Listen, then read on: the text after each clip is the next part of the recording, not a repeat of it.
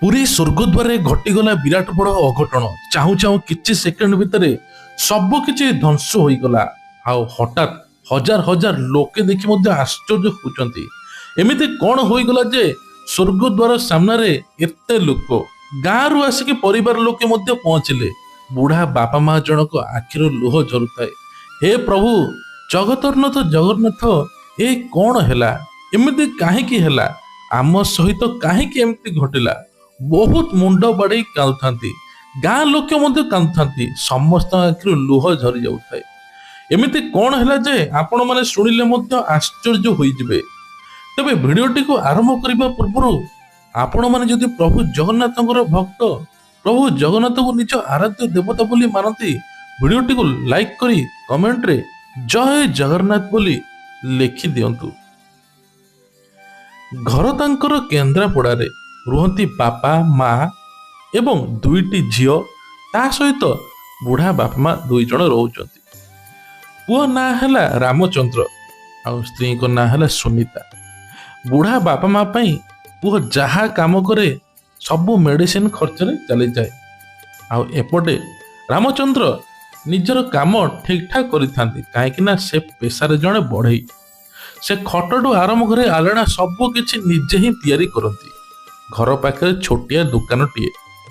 ତା ସହିତ ରାତିରେ ମଧ୍ୟ ଯାଇ ମନ୍ଦିରରେ ନିଜେ ଭଜନ ଗାଆନ୍ତି।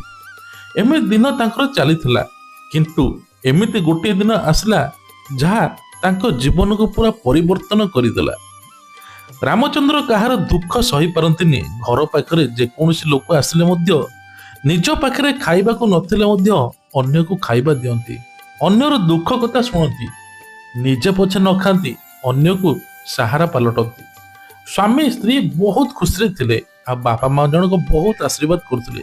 ଦୁଇଟି ଝିଅ, ତାଙ୍କର ବୟସ ପାଖାପାଖି 8-9 ବର୍ଷ ହେବ।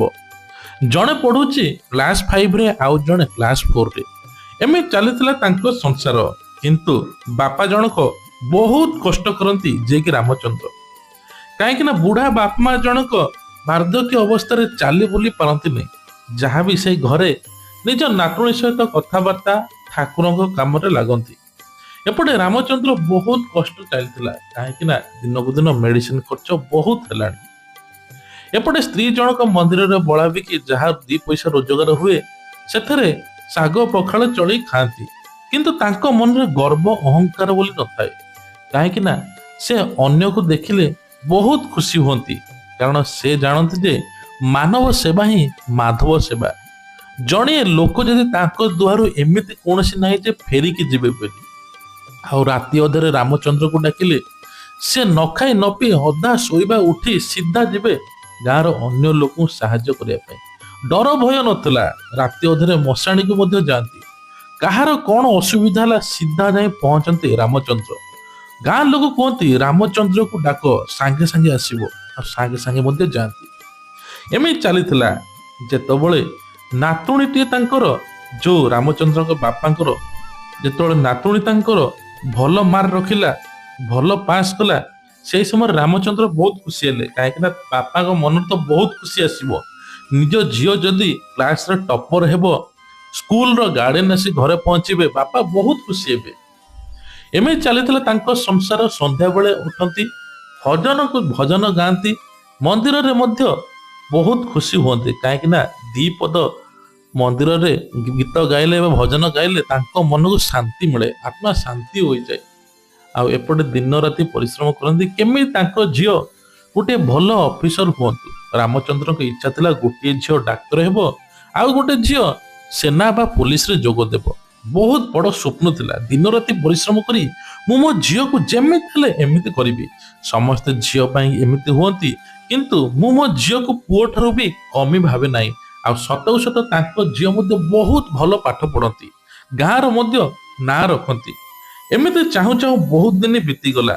ସ୍ତ୍ରୀ ଜଣକ କହିଲେ, ଆଚ୍ଛା ଆମେ ବହୁତ ଦିନ ହେଲାଣି ମନ୍ଦିର ଯାଇନେ, ଜଗନ୍ନାଥ ମନ୍ଦିର ଯାଇ ଦର୍ଶନ ଥରେ କରି ଆସିବା। ପିଲାଙ୍କର ତ ପରୀକ୍ଷା ସରିଯାଇଛି, ଏବେ ତ ଛୁଟି ଅଛି, ଦର୍ଶନ କରି ଆସିଲେ କେମିତି ହୁଅନ୍ତା। ଆଉ ସତକୁ ସତ ପୁରା ପରିବାର ବାହାରିଲେ। ବାପା ମା, ରାମଚନ୍ଦ୍ର, ସୁନିତା ଏବଂ ତାଙ୍କର 2ଟି ଝିଅ ସାଙ୍ଗେ ସାଙ୍ଗେ ବସ୍ ଯୋଗେ ବାହାରିଲେ। ଆଉ ସିଧା ଆସି ପହଞ୍ଚିଲେ ପୁରୀରେ ପୁରୀରେ ଯେତେବେଳେ ପାଦ ଥୋଇଛନ୍ତି ରାମଚନ୍ଦ୍ରକୁ ବହୁତ ଶାନ୍ତି ଲାଗିଲା। କାହିଁକି ନା ସେ ବହୁତ ପ୍ରଭୁ ଜଗନ୍ନାଥଙ୍କର ଭକ୍ତ, କାରଣ ସେ ନିଜକୁ ଲୀନ କରିଦେଇଛନ୍ତି। ସେ କେବେ ବି ଭାବିନଥିଲେ ଯେ ଏତେ ଜଲ୍ଦି ପ୍ରଭୁଙ୍କର ଡୋରି ଲାଗିବ। କାହିଁକି ନା ଆଜି ସତକୁ ସତ ପ୍ରଭୁଙ୍କ ଡୋରି ଲାଗି ସେ ବିଶ୍ୱାସ କରିପାରନ୍ତି। ଯେତେବେଳେ ବଡ଼ଦାଣ୍ଡରେ ପାଦ ଥୋଇଲେ ସାଙ୍ଗେ ସାଙ୍ଗେ ଧୂଳି ଆସି ମୁଣ୍ଡରେ ମାରିଲେ। ହେ ପ୍ରଭୁ, ଧନ୍ୟ ତୁମ ଲୀଳା। ଆଜି ଆମେ ଆପଣଙ୍କୁ ଆସିଛୁ ଦର୍ଶନ କରିବା ପାଇଁ, ଆମ ଜୀବନ ଧନ୍ୟ ହୋଇଯିବ ପ୍ରଭୁ, ଏମିତି କହୁଥାନ୍ତି। ଚାଲିଲେ, ସମସ୍ତେ ଚାଲିଲେ। ବୁଢ଼ା ବାପା ମା ଜଣକ ବହୁତ କଷ୍ଟରେ ଚାଲୁଥାନ୍ତି। ସେମାନେ ମଧ୍ୟ ଖୁସି ହେଉଛନ୍ତି, କାହିଁକି ନା ଆଜି ପ୍ରଭୁ ଜଗନ୍ନାଥଙ୍କ ଦର୍ଶନ ହେବ। ଯାଉ ଯାଉ ଶ୍ରୀମନ୍ଦିର ଭିତରେ ପଶିଲେ। ରାମଚନ୍ଦ୍ର ଆଖିରୁ ଲୁହ ଏବଂ ଖାଲି ଗୋଟିଏ କଥା, ହେ ପ୍ରଭୁ, ମୋର ଦୁଇଟି ଝିଅର ଭାଗ୍ୟ ଆପଣଙ୍କ ହାତରେ, ଆପଣ ହିଁ ତାଙ୍କ କଥା ବୁଝିବେ। ବହୁତ କଷ୍ଟ ଲାଗୁଛି ପ୍ରଭୁ, ମୋତେ ଖାଲି ଏତିକି କାମ ଦିଅ ଯେମିତି ମୋ ଦିନ ରାତି ମୋ ହାତ ଗୋଡ଼ ଚଳୁଥାଉ, ମୋ ଝିଅମାନଙ୍କୁ ମୁଁ ମଣିଷ କରେ, ଆଉ ମୁଁ ସବୁବେଳେ ଚାହେଁ ମୋ ଝିଅ ଦୁଇଟି ମଣିଷ ହୁଅନ୍ତୁ, ଲୋକଙ୍କ ସେବା କରନ୍ତୁ, ବାସ୍ ଏତିକି କହି କାନ୍ଦି ପକାଇଲେ। ସ୍ତ୍ରୀ ଜଣକ ଦେଖୁଥାନ୍ତି, କାନ୍ଦୁଛ କାହିଁକି? ରାମଚନ୍ଦ୍ର କହିଲେ, ନା କିଛି ନୁହେଁ, ବାସ୍ ଏଇଟା ମନର ଭାବ ଥିଲା। ଚାହୁଁ ଚାହୁଁ ଗଲେ ମନ୍ଦିର ଭିତରକୁ। ବାପା ମା ବହୁତ ଖୁସି ହେଇଗଲେ, ଝିଅ ଦୁଇଟି ମଧ୍ୟ ବହୁତ ଖୁସି ହେଉଛନ୍ତି। କାହିଁକି ନା ଆଜି କେତେ ଦିନ ପରେ ଆମେ ପୁରୀ ଜଗନ୍ନାଥ ମନ୍ଦିରକୁ ଆସିଛୁ। ବୁଲିଲେ, ଅଭଡ଼ା ମହାପ୍ରସାଦ ମଧ୍ୟ ଖାଇଲେ। ଖାଇସାରିକି ଆସିଲେ, ସେଇଠି ଝିଅ ଦୁଇ ଜଣ କହିଲେ, ବାପା ବାପା ଚାଲ ସମୁଦ୍ରକୁ ଯିବା। କାହିଁକି ବା ମନା କରିବେ, ଏତେ ଦିନ ପରେ ତ ଆସିଛନ୍ତି। ସମୁଦ୍ରକୁ ଗଲେ, ସମୁଦ୍ରରେ ଗାଧାଗାଧି କଲେ। ଆଉ ସେଇ ସମୟ ରାମଚନ୍ଦ୍ର କହିଲେ, ମଣିଷ ଜୀବନ ହିଁ ଏଇଠି ସରିଯାଏ, ଏଇଠି ହିଁ ଲୀନ ହୋଇଯାଏ, ଚାଲ ଥରେ ସ୍ୱର୍ଗଦ୍ୱାର ଆଡ଼େ ଦେଖି ଆସିବା। ବାସ୍ ଏତିକି କହିଛନ୍ତି। ଏଇଠି ଘଟିଗଲା ବିରାଟ ବଡ଼ ଅଘଟଣ। ଚାହୁଁ ଚାହୁଁ କିଛି ସେକେଣ୍ଡ ଭିତରେ ସବୁ କିଛି ଲୀନ ହେବା ପାଇଁ ଲାଗିଲା। ଆଉ ଯାହା କେବେ ବି କେହି କଳ୍ପନା କରିନଥିଲେ, ସତରେ ସ୍ୱର୍ଗଦ୍ୱାରରେ ଏମିତି ଘଟଣା ଘଟିଯିବ ବୋଲି ସେ କେବେ ବି ଭାବିନଥିଲେ। ଯେତେବେଳେ ଝିଅ ଦୁଇଟାକୁ ନେବା ପାଇଁ ବାହାରିଥିଲେ ସ୍ୱର୍ଗଦ୍ୱାର, ସୁନିତା ମନା କଲେ, ନା ଝିଅକୁ ନିଅନି, ସେମାନେ ଡରିବେ। ଆଉ ସେଇ ସମୟରେ ରାମଚନ୍ଦ୍ର କହିଲେ, ଠିକ୍ ଅଛି, ମୁଁ ଟିକେ ବୁଲି ଆସେ, ତମେ ଏଇ ସମୁଦ୍ର ପାଖରେ ଖେଳୁଥା, ବାପା ମା ସେଇଠି ବସିଛନ୍ତି, ଧ୍ୟାନ ମଧ୍ୟ ରଖୁଥିବ। ସେଇ ସମୁଦ୍ର କୂଳରେ ବସିଥାନ୍ତି। ରାମଚନ୍ଦ୍ର ମାଡ଼ିଗଲେ ସ୍ୱର୍ଗଦ୍ୱାର ଆଡ଼କୁ। ଦେଖିଲେ, ସତରେ ମନେ ମନେ ଭାବିଲେ, ଜୀବନରେ କିଛି ନାହିଁ। କିଛି ସେକେଣ୍ଡ ଭିତରେ ଯଦି ଆମେ ଭାବିବା ସ୍ୱର୍ଗଦ୍ୱାରକୁ, ଟଙ୍କା ପଇସା ଧନ ଯୌବନ କିଛି ନୁହେଁ ପ୍ରଭୁ, କିଛି ନୁହେଁ। ଗୋଟିଏ ସତ, ପ୍ରଭୁ ଜଗନ୍ନାଥ। ଆଉ ସତ ସତ ରାମଚନ୍ଦ୍ର କହିଲେ, ହେ ପ୍ରଭୁ, ସମସ୍ତଙ୍କର ମଙ୍ଗଳ କର, ଆମେ ଯେମିତି ଆସିଛେ ସେମିତି ଯିବା। ଏତେ ଗର୍ବ ଅହଙ୍କାର ହଳା କଟା ଚୋରି କ'ଣ ପାଇଁ ପ୍ରଭୁ, କ'ଣ ପାଇଁ? ବାସ୍ ଏତିକି କହୁଛନ୍ତି ରାମଚନ୍ଦ୍ର।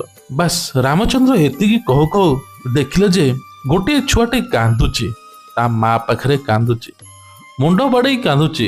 ଛୋଟିଆ ଛୁଆଟିଏ, 4 ରୁ 5 ବର୍ଷ ହେବ।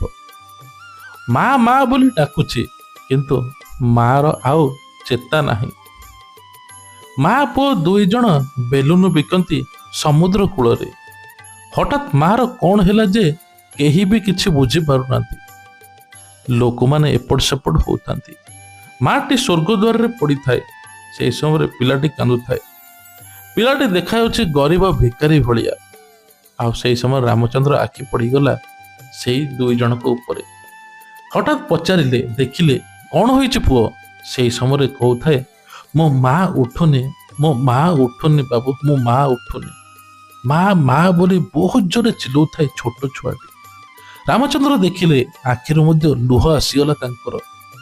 ସତକୁ ସତ ସେ ମନେ ମନେ ଭାବିଲେ, ହୁଏତ ଏଇ ସ୍ତ୍ରୀ ଲୋକଟି ମରିଯାଇନି ତ।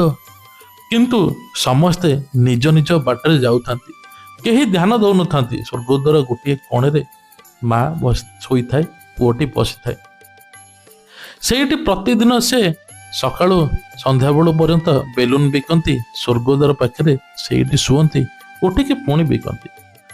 ଦିନେ କ'ଣ ହେଇଛି ନା, ଏମିତି ଶୋଇ ପଡ଼ିଛି ମା, ଆଉ ଉଠୁନି। ବାସ୍ ସେତିକି ବେଳୁ ପୁଅ ଭାବିଥିଲା, ମାଆକୁ ଡାକିକି ଆମେ ଯିବା, ପୁଣି ବେଲୁନ ବିକିବା, ପୁଣି ସମୁଦ୍ର କୂଳରେ ଲୋକମାନଙ୍କ ସହିତ ମଜା କରିବା, କିଛି ଲୋକେ ତାଙ୍କୁ ଟଙ୍କା ଦେବେ, ଗୁପଚୁପ ଖାଇବା, ଏମିତି ବିଭିନ୍ନ କଥା ଭାବୁଥାଏ। କିନ୍ତୁ କଣ ବା କରିବ, ଆଜି ମା ଉଠୁନି, ପାଖରେ ବେଲୁନ ପଡିଛି। ସତକୁ ସତ ରାମଚନ୍ଦ୍ର ଦେଖିଲେ, ଆଖିରୁ ଲୁହ ଆସିଗଲା। ମୁହଁ ମୁଣ୍ଡ ଆଉଁସେଇ ଦେଲେ। 5-6 ବର୍ଷର ଛୁଆଟିଏ ହବ।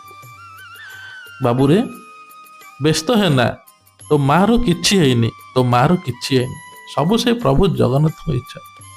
କିଛି ଲୋକଙ୍କୁ ଡାକିଲେ ରାମଚନ୍ଦ୍ର, ଉଠାଇବା ପାଇଁ ନିଜେ ବୋଧେ ଚେଷ୍ଟା କଲେ, ପାଣି ଛିଞ୍ଚିଲେ, କିନ୍ତୁ ଆଉ ଚେତା ନଥାଏ। ବହୁତ କଷ୍ଟରେ ପାଖାପାଖି 2-3 ଘଣ୍ଟା ହେଇଗଲା। ସେପଟେ ସ୍ତ୍ରୀ ଏବଂ ପିଲାଛୁଆ ବାଧ୍ୟ ହୋଇକି ଆସିଲେ, କାରଣ ରାମଚନ୍ଦ୍ର ପାଖରେ ଫୋନ ନଥାଏ। ସେ ନିଜେ କହିଥିଲେ, ତମେ ଥିବ, ମୁଁ ଆସି ପହଞ୍ଚିବି। ଆଉ ତାଙ୍କ ସ୍ତ୍ରୀ, ତାଙ୍କ ଛୁଆ, ତାଙ୍କ ବାପା ସମସ୍ତେ ଆସିକି ପହଞ୍ଚିଲେ। ଦେଖିଲେ ରାମଚନ୍ଦ୍ର ଏଇଠି ଅଛନ୍ତି, ତଳେ ବସି ପଡ଼ିଛନ୍ତି ଏଇ ସ୍ତ୍ରୀ ଲୋକଙ୍କ ପାଖରେ। କିଛି ଲୋକ ମଧ୍ୟ ସେଇଠି ଅଛନ୍ତି, ବହୁତ ଚେଷ୍ଟା କରୁଛନ୍ତି ଉଠାଇବା ପାଇଁ, ଆଉ ଉଠୁନାହାନ୍ତି। ସମସ୍ତେ ଭାବିଲେ, କିଛି ଲୋକ କହିଲେ ସ୍ତ୍ରୀ ଲୋକଟି ଚାଲି ଯାଇଛି, ଏଇ ବେସାହାରା ପୁଅର କଣ ହେବ ଏହାର ଭାଗ୍ୟ, ଏମିତି କହୁଥାନ୍ତି। ରାମଚନ୍ଦ୍ର ଆଖିରୁ ଲୁହ। ସେପଟେ ତାଙ୍କ ସ୍ତ୍ରୀ ସୁନିତା ଦେଖି ମଧ୍ୟ ବହୁତ ମନରେ ଲୁହ ଆସୁଥାଏ। ସେପଟେ ବାପା ମା ଦେଖି ମଧ୍ୟ ଲୁହ, କାହିଁକି ନା ଗୋଟେ ଛୋଟିଆ ଛୁଆଟି ଯିଏକି ଆଖି ସାମ୍ନାରେ ତାର ମାଆକୁ ହରେଇଛି, ତା ପାଖରେ କେହି ନାହାନ୍ତି କାନ୍ଦିବା ପାଇଁ। ବହୁତ କଷ୍ଟ ଲାଗୁଥାଏ। ବହୁତ ପ୍ରାଣ ବିକଳରେ ବୁଢା ବାପା ମା ଜଣକ ମଧ୍ୟ ବହୁତ ଚେଷ୍ଟା କରୁଛନ୍ତି କାନ୍ଦିବା ପାଇଁ, କାରଣ ସେ ଛୋଟ ଛୁଆକୁ ଦେଖିଲେ ସମସ୍ତଙ୍କ ଆଖିରେ ଲୁହ ବାହାରିଯିବ। ସେ ଯୋଉ ଭଳିଆ ବିକଳରେ ମା ମା ବୋଲି ଡାକୁଛି, ମା ଗୋଡକୁ ଧରି ପକଉଛି, ମା ଗାଲକୁ ଗେଲ କରିଦଉଛି, ମା ଉଠ ଉଠ ମା, ଉଠ ମା, ଏମିତି ଜୋରେ ଚିଲଉଛି। ସମସ୍ତଙ୍କ ଆଖିରେ ଲୁହ ଝରି ଯାଉଥାଏ। ସେଇ ସମୟରେ ରାମଚନ୍ଦ୍ର ବାପା ରାମଚନ୍ଦ୍ରକୁ କହିଲେ, ପୁଅରେ ବୁଝା, ତାକୁ ବୁଝା, ତା ମା ଆଉ ନାହିଁ, ତାକୁ ବୁଝା। ରାମଚନ୍ଦ୍ର ଜୋରେ କାନ୍ଦିଲେ। ଶେଷରେ ଗୋଟିଏ କଥା କହିଲେ, ବାପା ତୋର କିଛି ହେବନି, ତୋ ସହିତ ଆମେ ଅଛୁ, ବ୍ୟସ୍ତ ହେନା, ଆମେ ତୋର ଧ୍ୟାନ ରଖିବୁ, ତୁ ଆମ ସହିତ ଯିବୁ। ପୁଅଟି ମନା କଲା, ନା ମୋ ମା ଦରକାର, ମୋ ମାକୁ ଉଠାଅ। ବହୁତ କାନ୍ଦୁଥାଏ। ଆଉ ସତକୁ ସତ ତା ମା ଚାଲି ଯାଇଛି। ବହୁତ ବୁଝା ସୁଝା ପରେ ପାଖାପାଖି 3-4 ଘଣ୍ଟା ପରେ ସନ୍ଧ୍ୟା 7-8ଟା ହୋଇଥିଲା। ସେଇ ସମୟରେ ବହୁତ ଚେଷ୍ଟା ପରେ ଆଉ ମା ଉଠିଲାନି। ଯେତେବେଳେ ବାଧ୍ୟ ହୋଇକି ରାମଚନ୍ଦ୍ର କହିଲେ, ସ୍ୱର୍ଗଦ୍ୱାରେ ଯେହେତୁ ଇଏ ଅଛି, ତ ସ୍ୱର୍ଗଦ୍ୱାରେ ଆମେ ଏଇଠି ଚିତା ଏଠି ଢାଳିବା। ସମସ୍ତଙ୍କ ସମ୍ମତିରେ ସେଇ ମାର ଚିତା ଜଳିଲା। ପୁଅଟି ବହୁତ କାନ୍ଦିଲା, ବହୁତ ଚେଷ୍ଟା କଲେ, ରାମଚନ୍ଦ୍ର କୁଣ୍ଢେଇ ପକେଇଲେ, ବହୁତ ତାକୁ କାଖେଇ କୁଣ୍ଢେଇ ବୁଝେଇଲେ, କିନ୍ତୁ ସେ ଟୋଟାଲ ବୁଝୁନଥାଏ। ଆଉ ଏପଟେ ସ୍ତ୍ରୀ ମଧ୍ୟ ବୁଝଉଥାନ୍ତି। ରାମଚନ୍ଦ୍ର ବାପା ମଧ୍ୟ ତାକୁ ବହୁତ ବୁଝେଇଲେ। ସେପଟେ 2 ଝିଅ ମଧ୍ୟ କହିଲେ, ତୁ ଆମ ଭାଇ, ତୁ ଆମ ସହିତ ରହିବୁ, ଏମିତି ମଧ୍ୟ କହୁଛନ୍ତି। ଆଉ ଚେଷ୍ଟା ପରେ ସତକୁ ସତ ଲୋକମାନେ ମଧ୍ୟ ଆଖିରୁ ଲୁହ ବାହାରୁଥାଏ। ସେଇ ମାର ଚିତା ସେଇଠି ଜଳିଲା ସ୍ୱର୍ଗଦ୍ୱାରେ। ଆଉ ଏଇଠି ପ୍ରଭୁ ଜଗନ୍ନାଥଙ୍କୁ ରାମଚନ୍ଦ୍ର ଡାକିଲେ, ହେ ପ୍ରଭୁ ଜଗତରନାଥ ଜଗନ୍ନାଥ, ଇଏ କି ଲୀଳା ତମର ପ୍ରଭୁ, ଧନ୍ୟ ତମ ଲୀଳା, ଧନ୍ୟ ତମ ଲୀଳା। ଆଜି ତମେ ମତେ ଗୋଟିଏ ଏମିତି ଜିନିଷ ଦେଲ, ମୁଁ କେବେ ବି ଭୁଲିବି ନାହିଁ। ଆଉ ସତକୁ ସତ ଯଦି ତମେ ଚାହୁଁଛ ଏଇ ପିଲାଟି ମୋ ପାଖରେ ରହୁ, ତାହେଲେ ୟାର ମୁଁ ପ୍ରକୃତ ଯତ୍ନ ନେବି, ୟାର ମୁଁ ନିଜ ପୁଅଠୁ ବଳିକିରି ସବୁ କିଛି କରିବି। ବାସ୍ ଏଇଠି ଶପଥ କରି ଗଲେ। ନିଜ ଗାଁକୁ ନେଇଗଲେ ପୁଅକୁ। ବହୁତ କାନ୍ଦୁଥାଏ, କିଛି ଦିନ ତ ଖାଇଲାନି ପିଇଲାନି। ଆଉ ବହୁତ ଚେଷ୍ଟା ପରେ ସେ ନିଜର ଯୋଉ 2ଟି ଭଉଣୀ, ତାଙ୍କର 2ଟି ଝିଅ ଅଛି, ଝିଅ ସହିତ ଖେଳାଖେଳି କରି ଭୁଲିଗଲା। ରାମଚନ୍ଦ୍ର ତାକୁ ପୁଅ ନାଁ ଦେଇଦେଲେ। ସତକୁ ସତ ବହୁତ ଖୁସି ହେଲେ। ତା ନାଁ ମଧ୍ୟ ଦେଲେ, ତା ନାଁ ଅଲଗା ନାଁ ଦେଲେ, ଯୋଉ ନାଁ କେବେ ବି କିଏ ଜାଣିନଥିବ, ଶାନ୍ତନୁ। ତା ନାଁ ଦେଲେ ଶାନ୍ତନୁ। ଶାନ୍ତ କରିବା ପାଇଁ ଚେଷ୍ଟା କରୁଥିଲେ। ଆଜି ପ୍ରକୃତରେ ସେ ନିଜ ସବୁ କିଛି ଭୁଲି ଯାଇ ନିଜ ପୁଅ ଭଳି ଭାବିଲେ। ଆଉ ଏମିତି ଚାହୁଁ ଚାହୁଁ ବହୁତ ଦିନ ବିତିଗଲା। 2-3 ବର୍ଷ ପରେ ପୁଅ ମଧ୍ୟ ପାଠ ପଢିଲା। ଯେତେବେଳେ ପାଠ ପଢିଲା ସେ ସମୟରେ କ୍ଲାସ 2 ହୋଇଥାଏ। ଆଉ ଏପଟେ ରାମଚନ୍ଦ୍ର ବହୁତ ଖୁସି ହୋଇଥାନ୍ତି। ସତକୁ ସତ ଆଜି ତାଙ୍କ ଦିନଟି ଏମିତି ମନେ ପଡିଯାଉଥାଏ, ଯେମିତିକି 2-3 ବର୍ଷ ତଳେ ତାଙ୍କ ସହିତ କଣ ଘଟିଥିଲା। ଆଉ ସେ କେବେ ବି ଭୁଲି ନାହାନ୍ତି ଯେ ସେଇ କଥା, କିନ୍ତୁ ଆଜି ବି ସେ ଭାବୁଛନ୍ତି ଯେ ତାଙ୍କ ନିଜ ପୁଅ ଏଇଟା, ତାଙ୍କର ଗୋଟିଏ ପୁଅ 2ଟି ଝିଅ। ଏପଟେ ବାପା ମା ସ୍ତ୍ରୀ ସମସ୍ତେ ବହୁତ ଖୁସିରେ ଅଛନ୍ତି। କେହି ବି କାହାର ଏମିତି ଏହି ପୁଅକୁ ନେଇକି କାହାର କିଛି ଅଫସୋସ ଅଛି। ସମସ୍ତେ ଭାବିଛନ୍ତି ଇଏ ଆମ ନିଜର ରକ୍ତ, ଆମ ନିଜର ପୁଅ। ଆଉ ରାମଚନ୍ଦ୍ର ଏତେ ଭଲ ଲୋକ ଥିଲେ ବୋଲି ଆଜି ଗାଁ ଲୋକେ ମଧ୍ୟ ତାକୁ ବହୁତ ପ୍ରଶଂସା କରୁଛନ୍ତି। ଆଉ ସତକୁ ସତ ରାମଚନ୍ଦ୍ର ଗୋଟିଏ କଥା କହିଲେ, ମଣିଷର ଭକ୍ତି ଯେଉଁଠି ଥିବ ଭଗବାନ ନିଶ୍ଚିତ ତାକୁ ସାହାଯ୍ୟ କରିବେ। ଯେତେ ବଡ଼ ବିପଦରେ ପଡ଼ିଥାଉ କେବେ ବି ନିଜକୁ ହାର ମାନିବା ଉଚିତ ନୁହେଁ। ଭଗବାନ ଯଦି ମଣିଷକୁ ତିଆରି କରିଛନ୍ତି ତା ପାଇଁ ଖାଇବା ପିଇବା ବନ୍ଦୋବସ୍ତ ସବୁ କିଛି କରିଥାନ୍ତି, କିନ୍ତୁ ଧୈର୍ଯ୍ୟର ସହିତ ରହିବା ଆମର ଦରକାର। ବାସ୍ ଏଇ ଗୋଟିଏ କଥା ଗାଁ ଲୋକଙ୍କୁ ବହୁତ ଖୁସି ଲାଗୁଥାଏ। ଆଜି ବହୁତ ଖୁସିରେ ଅଛନ୍ତି ପରିବାର। ତେବେ ଏଇ ଷ୍ଟୋରିଟି ଆପଣଙ୍କୁ କେମିତି ଲାଗିଲା ନିଶ୍ଚିନ୍ତ କମେଣ୍ଟ ମାଧ୍ୟମରେ ଜଣାଇବେ। ଯଦି ଆପଣଙ୍କର କିଛି ଅନୁଭୂତି ଅଛି ନିଶ୍ଚିନ୍ତ ସେୟାର ମଧ୍ୟ କରିବେ।